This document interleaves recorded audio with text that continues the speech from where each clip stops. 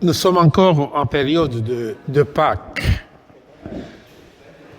Mais aujourd'hui, nous allons parler de l'arbre généalogique de Jésus.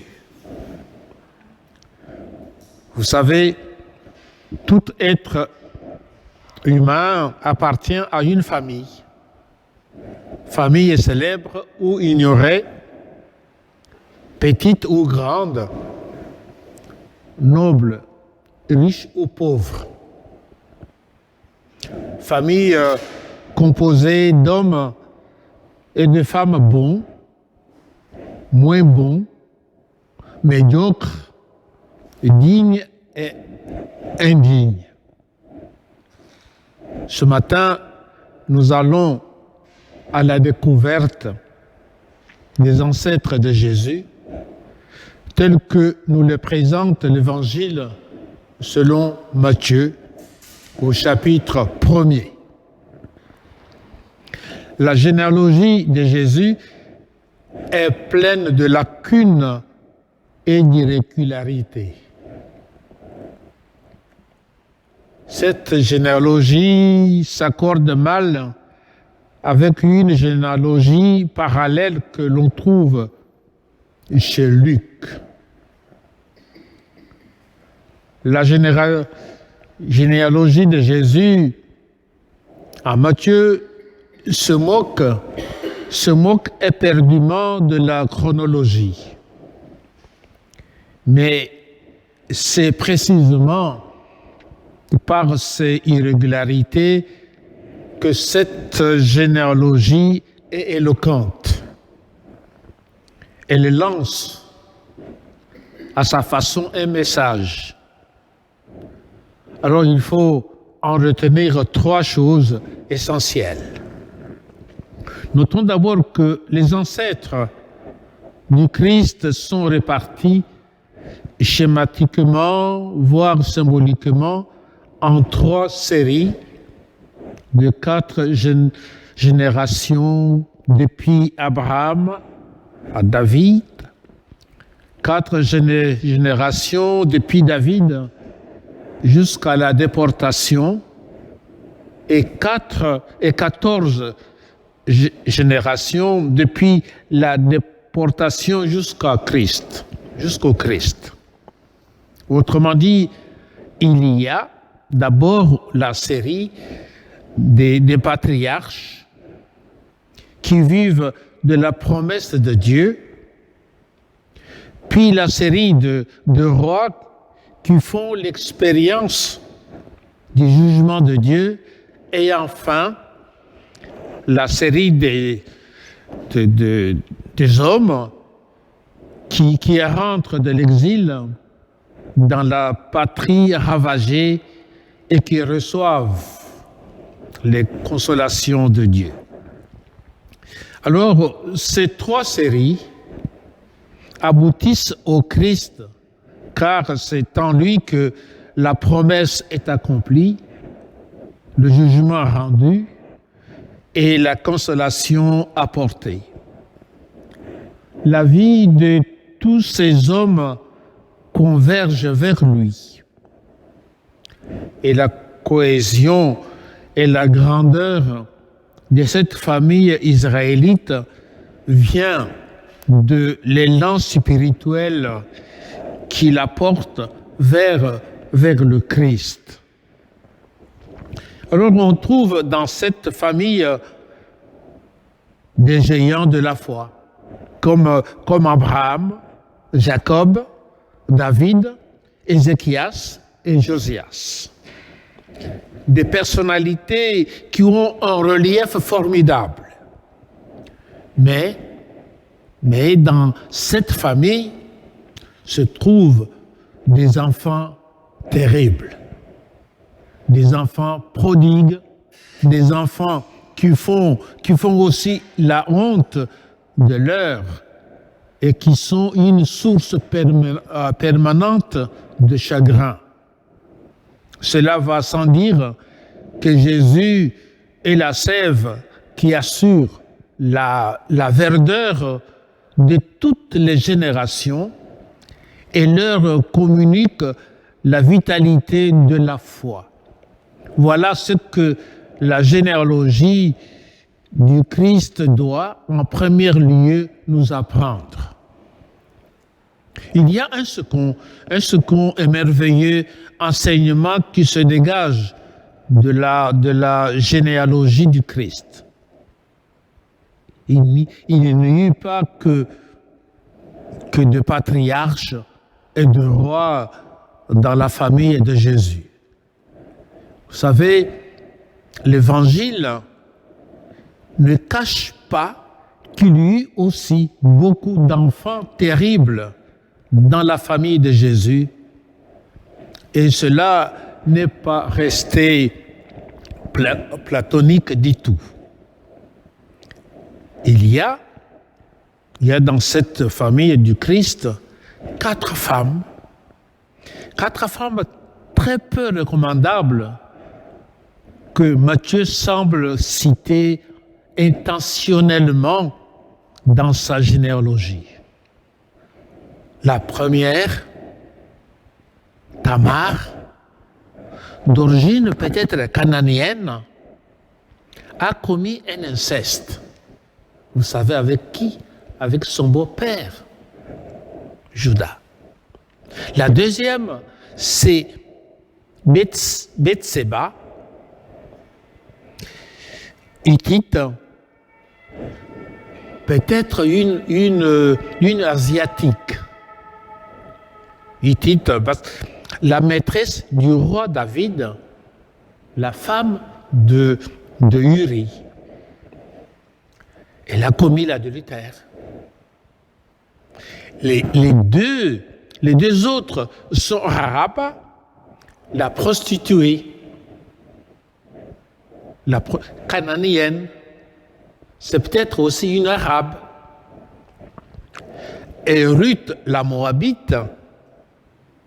Voilà, voyez-vous, deux païennes, deux étrangères dans cette famille. De quelle païenne? Incroyable généalogie qui ose faire figure de personnages pareils parmi les ancêtres du Messie. Que de mésalliances dans cette famille. Mais la plus scandaleuse mésalliance n'est-elle pas celle que fait Dieu lui-même en entrant dans une famille aussi peu recommandable, en envoyant son fils parmi ses pécheurs? Réjouissons-nous plutôt de rencontrer tous ces indignes personnages au sein du Nouveau Testament. Car cette étrange généalogie atteste dès la première page du premier évangile que Dieu est amour et qu'il vient sauver les pécheurs dont nous sommes les premiers. La famille dont nous parle le premier chapitre du Nouveau Testament était une grande famille parce que des grands croyants y supportaient des grands pécheurs. Enfin, il reste à examiner une dernière particularité de la généalogie de Jésus. Nous lisons à Matthieu, nous lisons Jacob engendra Joseph, l'époux de Marie, de laquelle est né Jésus. C'est vrai. Tous ont été engendrés, tous ces personnages-là ont été engendrés les uns par les autres. Tous descendent d'Abraham jusqu'à Joseph. Mais il n'est pas dit que Joseph ait engendré Jésus. Il n'est pas dit ça. Il est là seulement adopté en devenant l'époux de Marie. Et c'est vrai. Ainsi, au point crucial où la généalogie devrait prouver que Jésus est de la race de David et du même sang qu'Abraham, la généalogie tourne court. Il y a un hiatus. Il n'y a pas de continuité. Il n'est pas dit que Joseph soit le père de Jésus selon la chair, ni que les autres soient vraiment ses aïeux.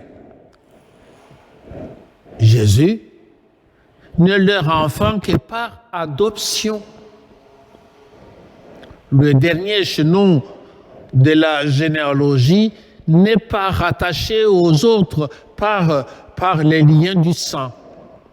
Le dernier rameau de l'arbre généalogique n'est pas issu du tronc organiquement,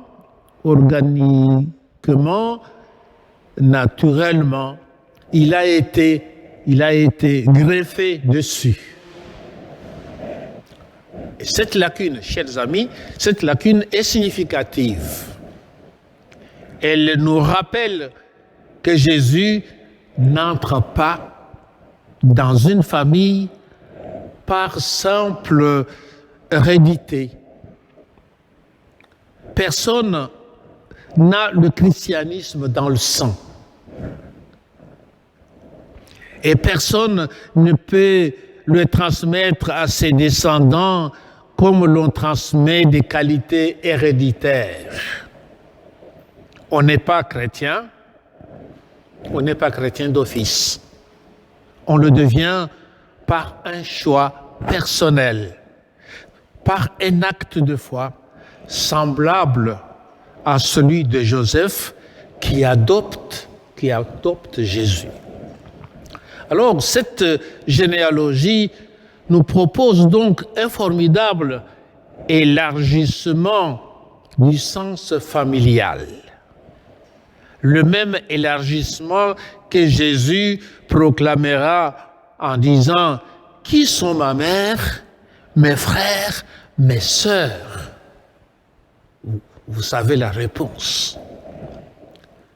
Et c'est grâce à ce sens familial élargi que je peux, moi, ce matin, vous appeler mes frères et sœurs. Vous êtes mes frères et sœurs. Et ce n'est pas de la redondance. Nous sommes frères et sœurs. Nous avons un esprit de famille. Nous tous qui avons adopté Jésus par la foi et qui avons été adoptés par Dieu, notre Père. Cette famille spirituelle n'est autre que l'Église. Cessons donc de tirer vanité de notre sang, de notre race, de notre nom. Mais s'il est permis d'être fier, que ce soit plutôt d'appartenir à la vaste famille des enfants de Dieu où il n'y a ni juifs, ni grecs, ni africains, ni arabes, car tous